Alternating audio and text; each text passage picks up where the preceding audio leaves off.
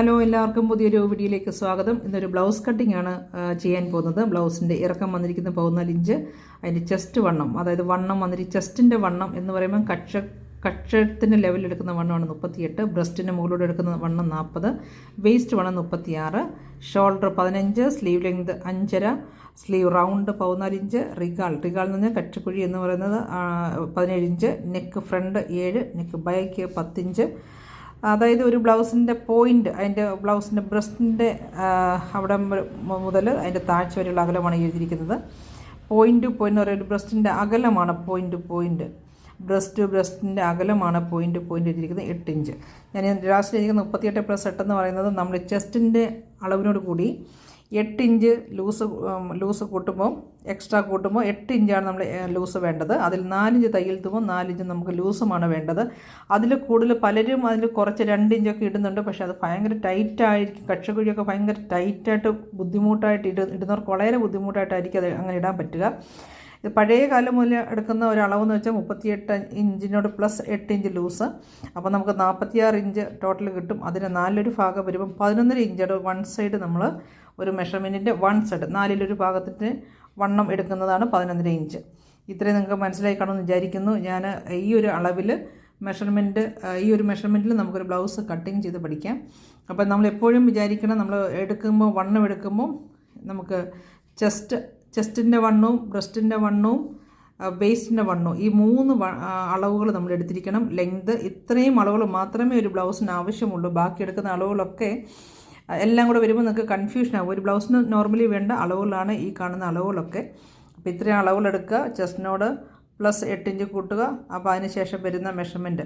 പിന്നെ നമ്മൾ എടുക്കുന്ന ഈ ബ്രസ്റ്റിൻ്റെ എപ്പോഴും അതിനുള്ള സ്പേസ് നമ്മൾ എക്സ്ട്രാ കൊടുക്കുന്നുണ്ട്. അതുകൊണ്ട് തന്നെ ഈ ഒരു 38+4 ഇഞ്ച് ലൂസും പ്ലസ് 4 ഇഞ്ച് തയ്യൽ തുമ്പും നിങ്ങൾ ഇടുകയാണെന്നുണ്ടെങ്കിൽ ഇടുന്നവർക്ക് വളരെ ബുദ്ധിമുട്ടില്ലാതെ, കക്ഷക്കുഴിയൊന്നും പിടുത്തമില്ലാതെ കൈ പൊക്കാനും താക്കാനും ഒക്കെ പറ്റും. അതുകൊണ്ട് ഈ ഒരു മെഷർമെൻറ്റിൽ നിങ്ങൾ കട്ട് ചെയ്ത് പഠിക്കുന്നത് എപ്പോഴും നല്ലതാണെന്ന് എൻ്റെ എക്സ്പീരിയൻസ് കൊണ്ട് എനിക്ക് തോന്നിയിട്ടുള്ളത്.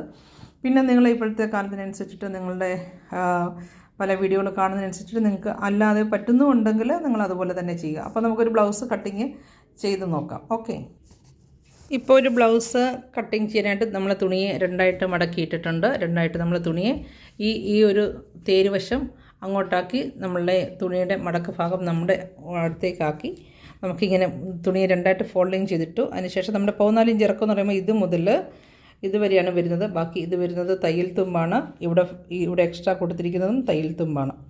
ഓക്കെ, അതിന് ശേഷമുള്ള കഴുത്തിൻ്റെ ഇറക്കമാണ് കൊടുത്തിരിക്കുന്നത് 10 ഇഞ്ച് കഴുത്തിറക്കം.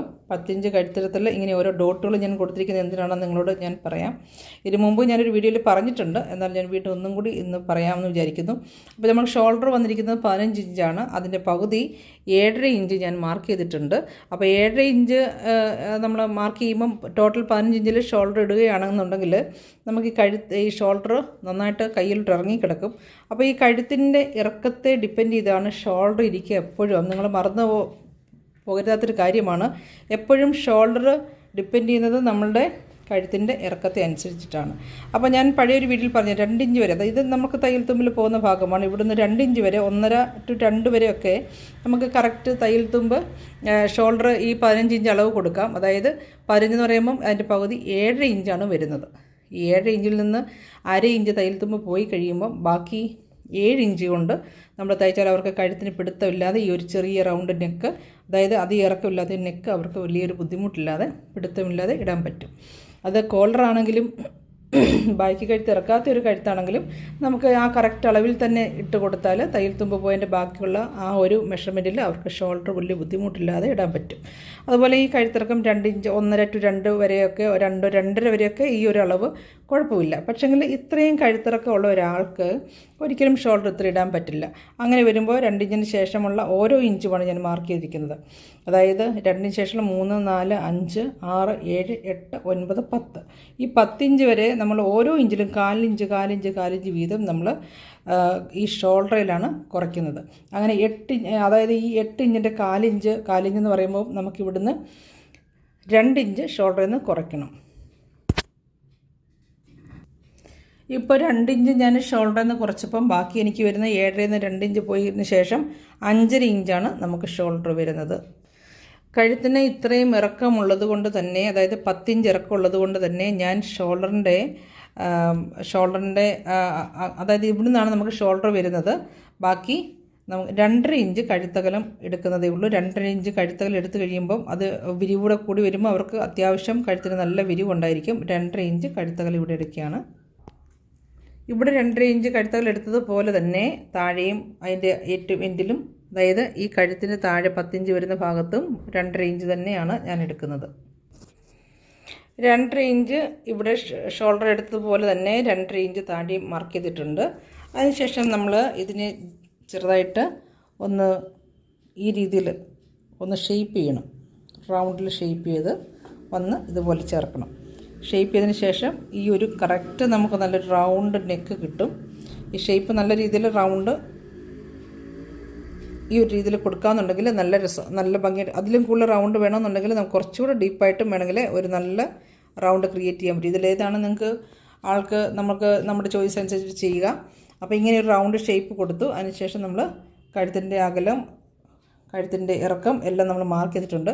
ഇനി നമുക്ക് കൈക്കുഴിയാണ് മാർക്ക് ചെയ്യാനുള്ളത്.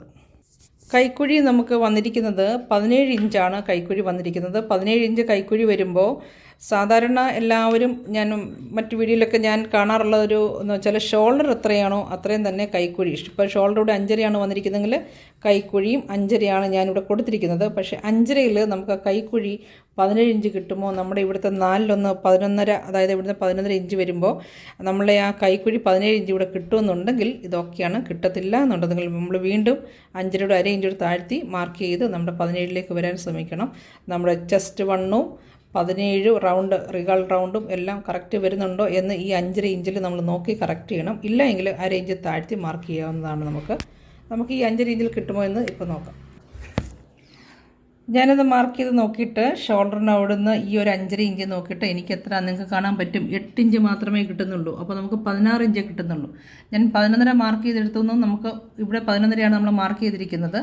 അവിടെ നിന്ന് 1 ഇഞ്ച് മാറ്റി. ഇതാണ് നമ്മുടെ കറക്റ്റ് അളവ്. ഇത് തയ്യൽ തുമ്പാണ്. ആ കറക്റ്റിൻ്റെ അളവിൻ്റെ അവിടെ വരുമ്പോൾ എനിക്ക് 8 ഇഞ്ചേ കിട്ടത്തുള്ളൂ. നമുക്ക് 17 എന്ന് പറയുമ്പോൾ അതിൻ്റെ പകുതി 8.5 ഇഞ്ച് കിട്ടണം.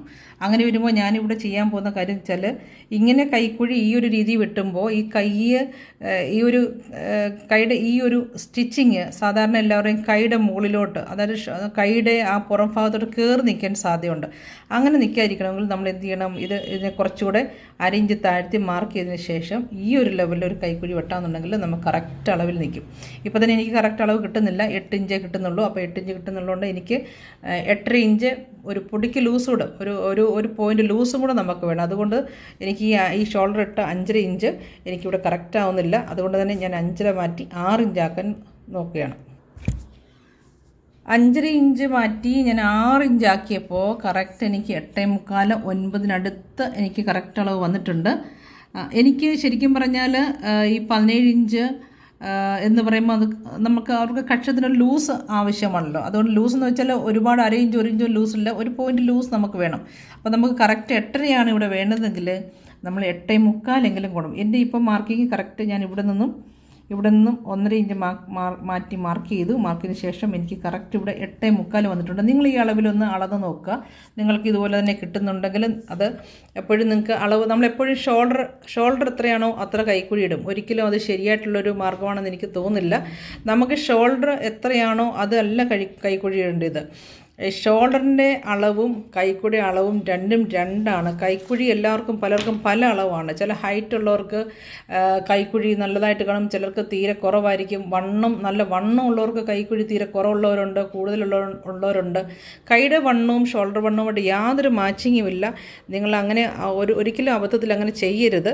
ഏകദേശം ഒക്കെ ഒന്ന് സെറ്റായി വരുമെന്ന് മാത്രമേ ഉള്ളൂ. പക്ഷേ നമ്മൾ ഷോൾഡറിൻ്റെ അളവെടുത്തതിന് ശേഷം നമ്മുടെ കൈക്കുഴി എല്ലാവരും ഇടും, കൈ ഭയങ്കര പിടുത്തമായിരിക്കും, ഭയങ്കര ടൈറ്റ് ആയിരിക്കും. ഈ ഒരു 5.5 എടുക്കുമ്പം മിക്കവാറും ഈ ഒരു ഭാഗമൊക്കെ കൈയുടെ പുറത്തോട്ട് കയറി നിൽക്കുന്നതായിട്ട് കാണും, നമ്മുടെ ഈ സ്റ്റിച്ചിങ് ഭാഗമൊക്കെ. അങ്ങനെ വരാതെ നമ്മുടെ കൈക്കുട്ടി അതേ ലെവലിൽ വരണമെങ്കിൽ ഞാനിപ്പം 1/2 ഇഞ്ച് കൂട്ടിയിട്ടിട്ടുണ്ട്. 6 ഇഞ്ചിൽ നിന്ന് 1.5 ഇഞ്ച് മാറ്റി മാർക്ക് ചെയ്തു. അപ്പോൾ എൻ്റെ ഒരു ഷേപ്പ് വരുന്നത് എപ്പോഴും ഇത് നമ്മുടെ മെഷർമെൻറ്റിലുള്ളതല്ല. ഇത് ഇവിടെ മുതലേ നമ്മൾ കൂട്ടാവും. ഇത് നമ്മുടെ തയ്യൽത്തുമ്പിൽ പോകുന്ന ഭാഗമാണ്. ബാക്കി ഇവിടെ നിന്നും ഈ ഒരു ഭാഗത്തു നിന്നും നമ്മുടെ ഈ ഒരു ഭാഗത്തേക്ക് നമുക്ക് 8.25, എനിക്ക് 8.5 വേണ്ടത്. എനിക്ക് 8.25 9 കിട്ടുന്നുണ്ട്.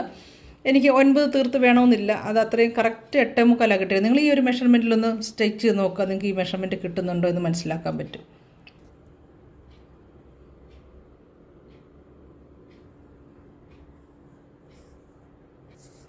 ഞാനിവിടെ വേറൊരു വരയോടെ ഇവിടെ വരച്ചിട്ടുണ്ട്. ഇപ്പോൾ അത് നിങ്ങളൊന്ന് കാണിക്കാൻ വേണ്ടിയിട്ടാണ്. ഈ വരയാണ് സാധാരണ എനിക്ക് 5 കട്ട് ചെയ്യുകയാണെങ്കിൽ വരേണ്ട ഒരു മാർക്കിങ്. ഈ ഒരു മാർക്കിങ്ങാണ്. ഇങ്ങനെ മാർക്ക് ചെയ്യുമ്പോഴാണ് നമ്മുടെ എല്ലാവരുടെയും ചിലരുടെ നിങ്ങൾ ശ്രദ്ധിച്ചാൽ മതി, എല്ലാവരുടെയാണോ എല്ലാവർക്കും ഇപ്പോൾ ഒരുപോലെ അല്ലല്ലോ ബോഡിയുടെ ഷേപ്പ്.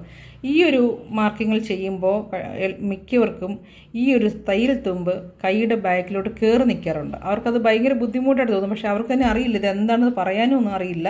പക്ഷേ അവർ പറയും എന്തോ ഒരു ഇറിറ്റേഷനുണ്ട്, ഒരു ബുദ്ധിമുട്ടുണ്ടെന്നൊക്കെ പറയും. അത് നമുക്കും മനസ്സിലാവത്തില്ല എന്താണെന്ന്. കാരണം അവരുടെ കൈയുടെ പുറത്തോട്ട് കയറി നിൽക്കുമ്പോൾ അവർക്ക് ആ സ്റ്റിച്ചിങ് അവിടെ ആ ഭാഗത്ത് നിൽക്കുമ്പോൾ ഭയങ്കര ഇറിറ്റേഷൻ വരും. നമ്മുടെ കൈക്കുഴിയുടെ ലെവലുമായിട്ട് ഒത്തു പോകുന്നതാണ്. ഈ ഒരു മെഷർമെൻറ്റിൽ വേണം നമ്മൾ ഈ ഒരു ഷേപ്പിൽ വേണം സ്ലീവ് എപ്പോഴും കട്ടിനായിട്ട്. ചിലരൊക്കെ സ്ലീവ് ഇങ്ങനെ കട്ട് ചെയ്ത് ഇങ്ങനെയൊക്കെ പോകാറുണ്ട്. ഇതൊരു തെറ്റായ രീതിയാണ്.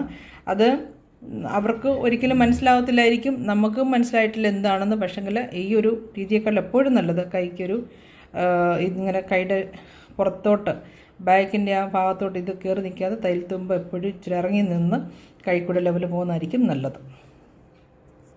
ഇപ്പം നമ്മൾ ആ ബ്ലൗസ് കട്ടിങ് ചെയ്ത് മാറ്റിയിട്ടുണ്ട്. ഇവിടെ ചിലർ പറയും ഇവിടെ കട്ട് ചെയ്യുമ്പോൾ കൂർമ്പിച്ച് വരുന്നുണ്ട്, ഇവിടെ ഇങ്ങനെ കുറഞ്ഞ്. അത് നിങ്ങൾ കട്ടിങ് ചെയ്യുന്ന രീതിയുടെ ആ രീതിക്ക് അനുസരിച്ചിട്ട് അങ്ങനെ വരുന്നത്. നമുക്ക് അങ്ങനെയൊന്നും വരില്ല. അപ്പോൾ ഇങ്ങനെ ഷോൾഡർ കട്ട് ചെയ്തു, കൈക്കുഴി ഇങ്ങനെ കട്ട് ചെയ്തതിന് ശേഷം നമ്മളിവിടെ വേണ്ട നമ്മുടെ മെഷർമെൻറ്റ് കറക്റ്റ് മാർക്ക് ചെയ്തിട്ടുണ്ട്.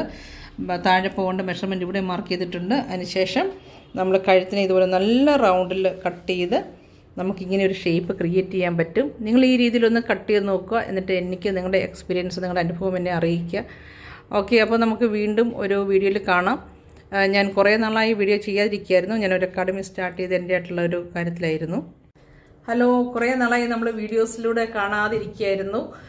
ഞാൻ കുറേ നാളായിട്ട് കുറച്ച് തിരക്കിലായിരുന്നു. ഞാനൊരു ബ്യൂട്ടി സ്കൂൾ ആരംഭിച്ചതിൻ്റെ ഭാഗമായിട്ട് അക്കാഡമിയുടെ കുറച്ച് കാര്യങ്ങളുമായിട്ട് ബന്ധപ്പെട്ട് കുറച്ച് തിരക്കിലായിരുന്നു. അതുകൊണ്ടാണ് നിങ്ങൾക്ക് കുറേ നാളായിട്ട് എൻ്റെ സ്റ്റിച്ച് കട്ടിങ് വീഡിയോസൊന്നും കാണാതെ ഇരിക്കാൻ പറ്റിയത്. അപ്പോൾ ഞാനിപ്പോൾ ഇന്ന് ബ്ലൗസിൻ്റെ ബാക്ക് കട്ടിങ് ചെയ്തിട്ടുണ്ട്. ഒരു ബ്ലൗസിൻ്റെ ആദ്യം നമ്മൾ എപ്പോഴും ഞാൻ പറയാമല്ലോ, ഒരു ബ്ലൗസ് കട്ടിങ് ചെയ്യുമ്പോൾ ആദ്യം നമ്മൾ ബാക്കോ സ്ലീവോ എന്തെങ്കിലും ആദ്യം ഒരെണ്ണം കട്ട് ചെയ്ത് മാറ്റിയതിന് ശേഷം മാത്രമേ നമ്മളെപ്പോഴും ഫ്രണ്ട് കട്ടിങ് ചെയ്യാൻ പാടുള്ളൂ. അതുകൊണ്ട് ഇന്ന് ബാക്ക് കട്ടിങ് ചെയ്തിട്ടുണ്ട്. എൻ്റെ വീഡിയോ ലെങ്ത് കൂടി പോകുന്നതുകൊണ്ട് തൽക്കാലത്തേക്ക് നിർത്തിയാണ്. നെക്സ്റ്റ് അതിൻ്റെ ബാക്ക് ഭാഗത്തിൻ്റെ ബാക്കി ഫ്രണ്ട് സ്ലീവ് ഒക്കെ ഞാൻ അടുത്ത ദിവസത്തെ വീഡിയോയിൽ കാണിക്കുന്നതായിരിക്കും. അപ്പോൾ എല്ലാവരും എൻ്റെ വീഡിയോസ് ഇഷ്ടപ്പെടുന്നുണ്ടെങ്കിൽ നിങ്ങളെല്ലാവരും സപ്പോർട്ട് ചെയ്യുക. ഓക്കെ, നന്ദി.